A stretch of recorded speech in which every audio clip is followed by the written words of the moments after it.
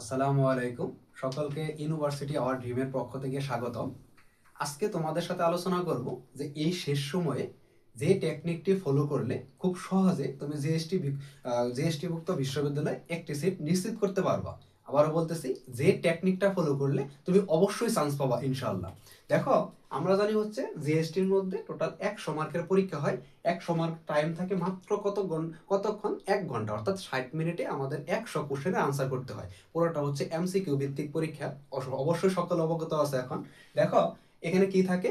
এখানে হচ্ছে ফিজিক্স থাকে 25, কেমিস্ট্রি 25, ম্যাথ 25, বায়োলজি 25। এই টোটাল মিলে কত হয়? 100। এখন তোমাকে হচ্ছে বাংলা অথবা ইংলিশ 25। এবার কেমনে দেখানো যায় দেখো, ফিজিক্স এবং কেমিস্ট্রি এই দুইটা, অর্থাৎ ফিজিক্স আর হচ্ছে কেমিস্ট্রি এই হচ্ছে দুইটা সাবজেক্ট তোমাকে দাগানো হচ্ছে বাধ্যতামূলক।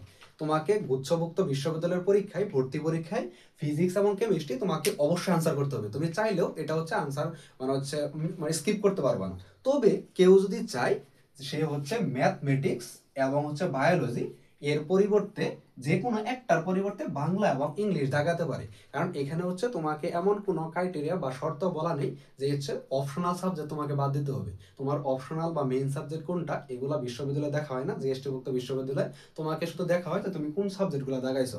অর্থাৎ এখানে হচ্ছে ম্যাথ এবং বায়োলজির পরিবর্তে তুমি কি দাগাইতে পারো? তুমি হচ্ছে বাংলা ইংলিশ চাইলে দাগাইতে পারো। তবে বাংলা ইংলিশ দাগালে তোমাকে হচ্ছে খুব ভালোভাবে প্রিপারেশন নিতে হবে, কারণ হচ্ছে তোমাকে হচ্ছে কিছু পরিমাণ সিট কমে যায় বাংলা ইংলিশ দাগানোর কারণে। দেখো, এখন হচ্ছে আমরা যেটা আলোচনা করতে যাচ্ছি যে এই শেষ সময়ে তোমাকে কোন টেকনিকটা অবলম্বন করলে খুব ইজিলি তুমি জিএসটিভুক্ত বিশ্ববিদ্যালয়ে একটা সিট তোমার নিশ্চিত হবে ইনশাল্লাহ। দেখো, সেটা আমরা এখন আলোচনা করব। এখন দেখো, প্রথম কথা হলো যে হচ্ছে আমাকে বুঝতে হবে এই শেষ সময়ে এসে যে আমাকে হচ্ছে কেমনে প্রিপারেশনটা নিতে হবে। এখন আমি কি ম্যাথমেটিক্সে ফোকাস করবো না থিওরিতে ফোকাস করবো? দেখো, আমরা জানি হচ্ছে ফিজিক্স এবং ম্যাথ এই দুইটাতে, দেখো এখন আমাদের দুইটা আমরা হচ্ছে দুইটা পার্ট করবো। একটা হচ্ছে ফিজিক্স প্লাস ম্যাথ, এই একটা পার্ট। আমি ধরলাম হচ্ছে ফিজিক্স কেমিস্ট্রি ম্যাথ বায়োলজি, তোমরা হচ্ছে এই চারটা সাবজেক্ট দাগাবা। তাহলে প্রথমে হচ্ছে ফিজিক্স এবং ম্যাথ একটা স্টেপ করলাম। আরেকটা স্টেপ কি? আরেকটা স্টেপ হচ্ছে কেমিস্ট্রি আর হচ্ছে বায়োলজি। এটা হচ্ছে আরেকটা পার্ট। এখন আরেকটু কথা বলে নি। দেখো, জিএসটিতে চান্স পাইতে তোমার কিন্তু হচ্ছে মাত্র 60% মার্ক যদি কেউ তুলতে পারে, অর্থাৎ 100-র মধ্যে কেউ যদি হচ্ছে 60 পায়, তাহলে এই জিএসটিভুক্ত একটা ভালো বিশ্ববিদ্যালয়ে ভালো সাবজেক্ট নিয়ে পড়তে পারবে ইনশাল্লাহ। এখন দেখো, এই 100-র মধ্যে কিভাবে আমরা 60 তুলতে পারি সেটার এখন হচ্ছে বিস্তারিত দেখাবো। দেখো, 100-র মধ্যে 60 পাওয়া কিন্তু খুবই ইজি। আবার বলতেছি, খুবই ইজি। তুমি শুধু পরীক্ষায় বসবা আর হচ্ছে 60 পাবা, বিষয়টা এমনই। দেখো, এখন হচ্ছে এই যে 60 মার্ক কেমনে পাবো? দেখো, কেমিস্ট্রি এবং বায়োলজি ভাইয়া কত মার্ক প্রশ্ন আসে? কেমিস্ট্রি এবং বায়োলজি থেকে আসে 50 মার্ক।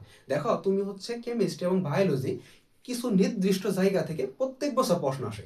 তুমি যদি হচ্ছে কেমিস্ট্রি এবং বায়োলজি, এইটা হচ্ছে থিওরিটিক্যাল পার্ট সবচেয়ে বেশি আসে, কারণ বায়োলজিতে সম্পূর্ণ থিওরি আর কেমিস্ট্রির মধ্যে কিছু ম্যাথ আসবে। অর্থাৎ তুমি দেখা গেছে হচ্ছে 8 থেকে 10টা ম্যাথ আসবে আর বাকি সবগুলো হচ্ছে থিওরি আসবে। কেউ যদি কেমিস্ট্রি আর বায়োলজি হচ্ছে জোর দিয়ে পড়ে, তাহলে সে 50-এর মধ্যে ইজিলি 40+ মার্ক সে তুলতে পারবে। আবার বলতেছি, জিএসটিভুক্ত বিশ্ববিদ্যালয়ে চান্স পাওয়ার ক্ষেত্রে কেমিস্ট্রি এবং বায়োলজির বিকল্প কিচ্ছু নাই। তুমি কেমিস্ট্রি এবং বায়োলজি এটা খুব জোর দিয়ে পড়বা এবং হচ্ছে এখান থেকে 40+ মার্ক তোলার চেষ্টা করবা। তুমি 40+ মার্ক কেমিস্ট্রি এবং বায়োলজিতে পাইলা। এখন ফিজিক্স আর ম্যাথ, দেখো জিএসটিভুক্ত বিশ্ববিদ্যালয়ে তুমি যদি মনে করো হচ্ছে কোশ্চেন খুব ইজি হবে আবার খুব কঠিন হবে, এমনটা না। কিন্তু এমন ইজি হবে না তুমি দেখে মাত্র দেখাই দিবা। দেখো, এই যে ফিজিক্স এবং ম্যাথ এই দুইটাই চাইলে কেউ, এই ফিজিক্স এবং ম্যাথ এই দুটোতে কেউ চাইলে হচ্ছে 50-এ 50 মার্ক বা 50-এ হচ্ছে 45 মার্ক তোলা পসিবল হয় না। কারণ ফিজিক্সে আমাদের ম্যাথ আসে, অনেক কঠিন কঠিন ম্যাথ আসে, এবং ম্যাথে তো ম্যাথ আসেই। যার কারণে এটা হচ্ছে আমাদের ওই ম্যাথগুলো সহজ থাকলেও অল্প টাইমের মধ্যে আমাদের হচ্ছে এখানে 50 বা 45 মার্ক তোলা কঠিন হয়ে যায়। যার কারণে তুমি যদি ফিজিক্স এবং মেথে, কেউ যদি হচ্ছে ধরো ফিজিক্স এবং মেথে সে একটু দুর্বল, তারপরেও সে চান্স পাবে। দেখো, তোমার হচ্ছে দুর্বল বলতে তোমার এটা একটু পড়ালেখা কম হয়েছে, তারপরে তোমার চান্স কিভাবে চান্স পাবে? দেখো, ফিজিক্স এবং মেথে তুমি যদি হচ্ছে 25 মার্ক তুলতে পারো, আবার বলতেছি ফিজিক্স এবং মেথে এই দুইটাই মিলা তুমি কত পাবা? 25। অর্থাৎ একটাই 10 পাবা, আরেকটাই 15 পাবা, বা একটাই 12 পাবা, আরেকটাই হচ্ছে 12 পাবা। তাহলে তুমি যদি 25 মার্ক পাও, তাহলে দেখো তো এখানে হচ্ছে কেমিস্ট্রি আর বায়োলজিতে হচ্ছে 40+, আর এখানে হচ্ছে 25+, তাহলে 40 আর 25-এ কত হয়? এখানে হচ্ছে 65+। দেখো, এবার তুমি আমাকে বলো, 65+ যদি নাম্বার তুমি তুলতে পারো, তোমার চান্স কে আটকাবে? তুমি অবশ্যই ভালো কোনো বিশ্ববিদ্যালয়ে ভালো কোনো সাবজেক্টে অবশ্যই তুমি চান্স পাবা। তাহলে তো ভাইয়া এই শেষ মুহূর্তে তোমাদের কাজ কি? শেষ মুহূর্তে তোমাদের কাজ হচ্ছে 4টা সাবজেক্টে তুমি যদি হচ্ছে তোমার কোনোটাই গ্যাপ থেকে থাকে, তাহলে তোমাকে প্রথমে শনাক্ত করতে হবে 4টা সাবজেক্টের মধ্যে কোন 2টা তুমি বেছে নিবা। আবারও বলতেছি, শেষ সময়ে 2টা সাবজেক্ট তোমাকে এমনভাবে গুরুত্ব দিয়ে পড়তে হবে যাতে সেখান থেকে তুমি সর্বোচ্চ পরিমাণ মার্ক তুলতে পারো। কারণ 4টা সাবজেক্টে তুমি সমান এক্সপার্ট হতে পারবে না, বা 4টা সাবজেক্টে তুমি সমান মার্ক তুলতে পারবে না।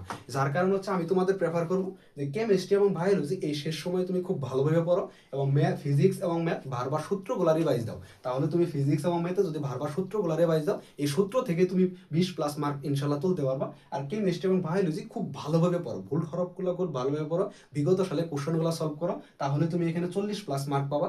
আরেকটা কথা, জিএসটিভুক্ত বিশ্ববিদ্যালয়ের পরীক্ষায় 40%-এর মতো কোশ্চেন কিন্তু প্রিভিয়াস কোশ্চেন ডিরেক্ট রিপিট হবে। এখন দেখো, বিগত সালের প্রশ্নে আসবে তোমার 40%, এর মধ্যে থেকে তুমি যদি মার্কগুলা তুলতে না পারো। আরেকটা জিনিস, বিশ্ববিদ্যালয়ে চান্স পাওয়ার ক্ষেত্রে তোমার যদি হচ্ছে কঠিন জিনিস পারা লাগে না, কেউ যদি হচ্ছে সহজ জিনিস ভুল না করে, তাহলে তার চান্স নিশ্চিত ইনশাল্লাহ। তাহলে এই শেষ সময় কাজ কি, যে কোনো 2টা সাবজেক্টে ফোকাস রেখে পড়ালেখা করা। ঠিক আছে, সবার জন্য শুভকামনা, সবাই ভালো থাকো, সুস্থ থাকো, আল্লাহ হাফেজ।